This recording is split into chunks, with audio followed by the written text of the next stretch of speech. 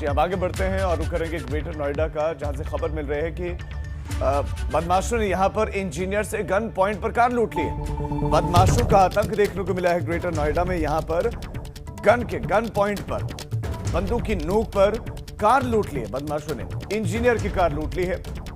घटना के वक्त इंजीनियर की पत्नी और बच्चे भी गाड़ी में मौजूद थे। यहां पर बदमाशों ने पत्नी को 200 मीटर तक घसीटा और उसके बाद फरार हो गए।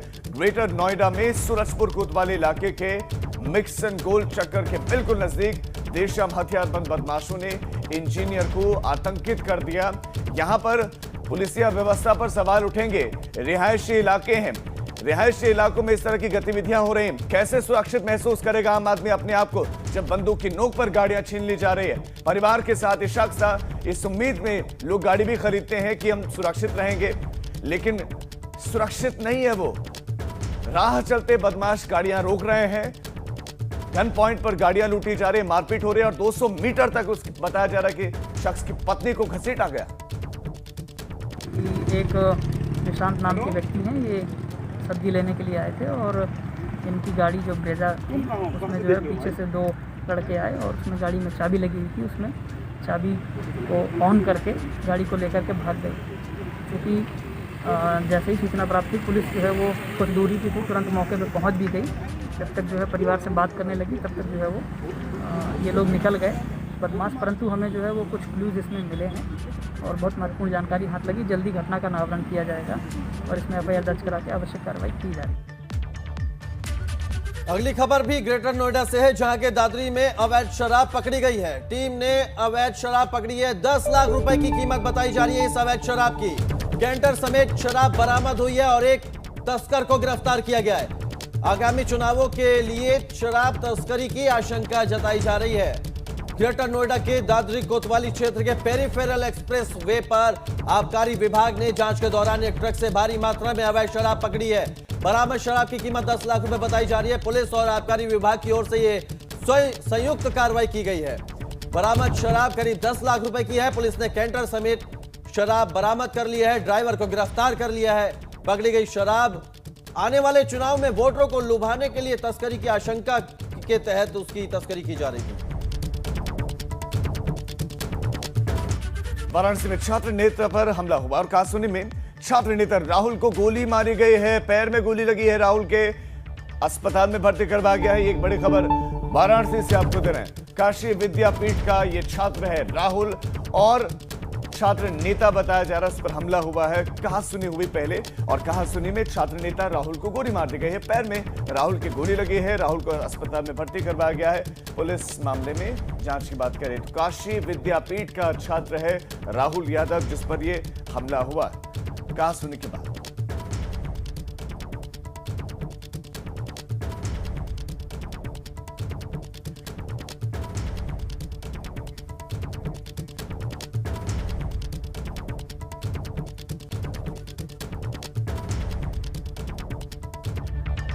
तो अब आगे बढ़ते हैं और बुंदेलखंड की खबरें आपको दिखाते हैं सुपरफास्ट अंदाज में। चलिए शुरू करते हैं। रसोई गैस के दाम बढ़ने से बुंदेलखंड में फिर लकड़ी के चूल्हे जलाने को लोग मजबूर हो गए। हमीरपुर में गैस सिलेंडर को दरकिनार कर फिर से चूल्हे पर खाना बनाने के लिए महिलाएं मजबूर हैं।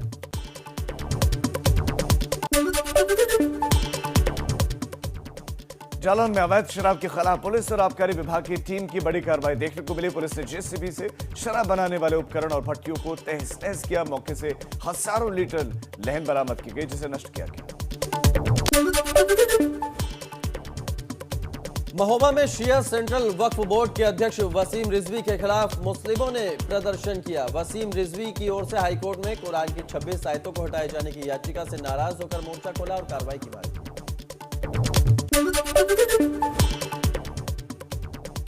हमीरपुर में आईपीएल की तर्ज पर क्रिकेट मैच का आयोजन हुआ जहां पर बार बालाओं के ठुमके देखने को मिले।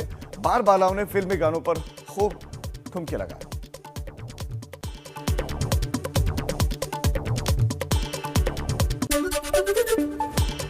तो ये बुंदेलखंड की खबरें थी जो हमने आपको फटाफट अंदाज में बताई। अब कुछ और खबरों का रुख कर लेते हैं। बात उत्तराखंड की करेंगे और बड़ी खबर की करेंगे। उत्तराखंड में तीरथ सरकार में विभागों के बंटवारे का इंतजार है। आज तीरथ सिंह सरकार को 5 दिन पूरे हो गए, लेकिन अब तक मंत्रियों के विभागों का बंटवारा नहीं हुआ है।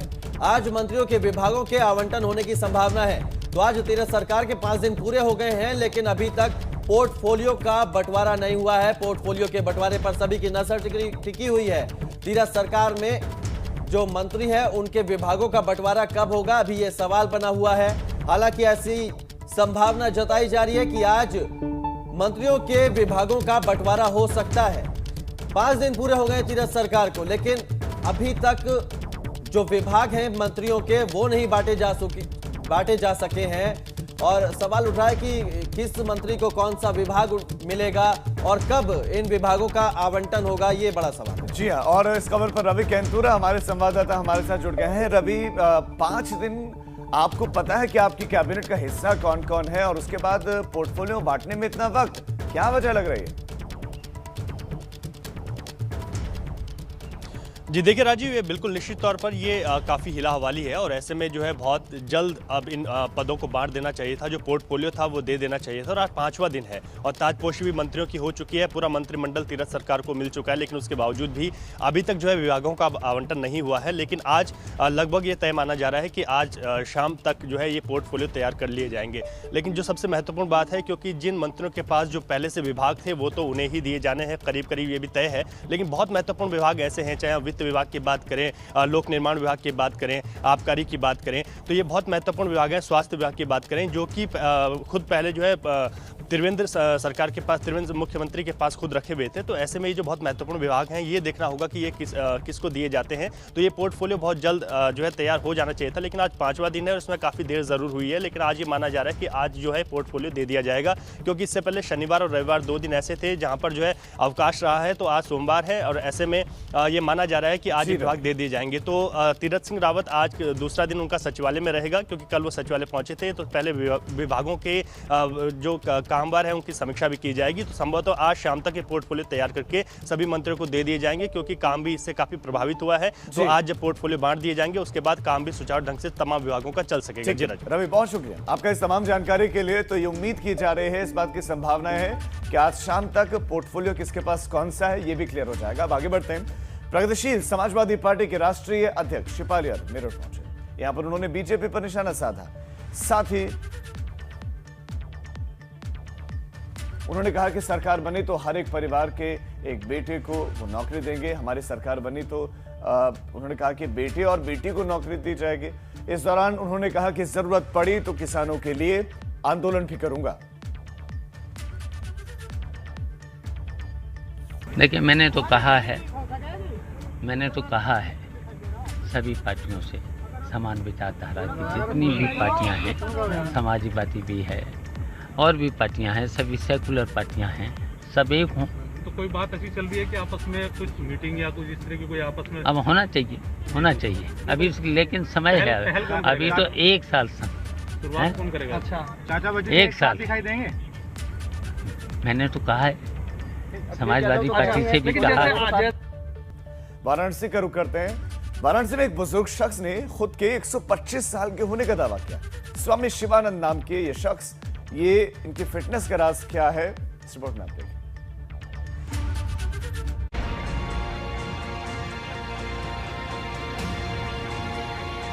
चेहरे पर चमत्कारिक चमक, वो भी आज के भागम भाग वाले दौर में।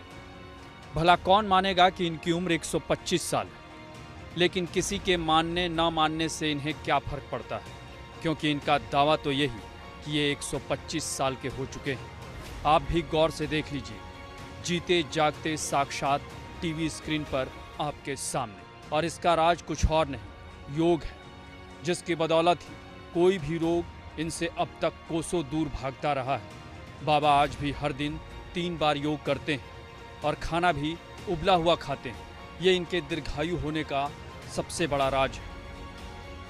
बढ़ती हुई उम्र में अपनी चीजों को सहज भाव से लेने के कई उदाहरण आपने देखे होंगे, लेकिन वाराणसी में एक ऐसे शख्स हैं जिनकी उम्र 125 साल हो चुकी है। कई पीढ़ियां देखी हैं इन्होंने, और हमारे साथ बाबा शिवानंद जी मौजूद हैं। बाबा, आपकी उम्र कितनी है? आपकी जन्मतिथि क्या है? 8 अगस्त 1896। बाबा आप इतनी उम्र आपकी हो गई है, 125 साल आपकी उम्र हो गई है, तो आप ये कैसे कर पाए, कैसे रहते हैं, दिनचर्या जानेंगे आपकी। हमारा डाइट है oil free and salt free diet. इनका नाम स्वामी शिवानंद है।